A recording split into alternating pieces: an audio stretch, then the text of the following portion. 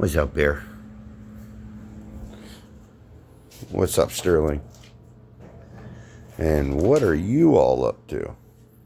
Today's been an interesting day. We had a pipe freeze last night, and I had to tear into the ceiling. And we had a plumber come through and fix some stuff up in there. But that was adventurous. However, on a plus side, check this out. Look at that. It's drying right now. I put where is it? I put some of this stuff on it. I've used it in the past, and it comes out like really nice, but not too shiny. I thought this would be ideal. But would you look at that? Just look at that. I mean, honestly, would you look at that?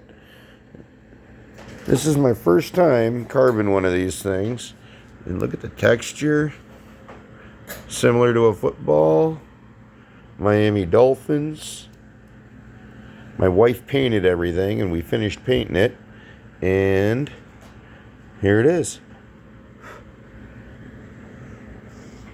Check that out. And it's 4-inch thick oak. I got from a buddy. And it's got red mahogany stain. And she painted it with acrylic paints. And there we have it. A Miami Dolphins football plaque. Look at that. Awesome.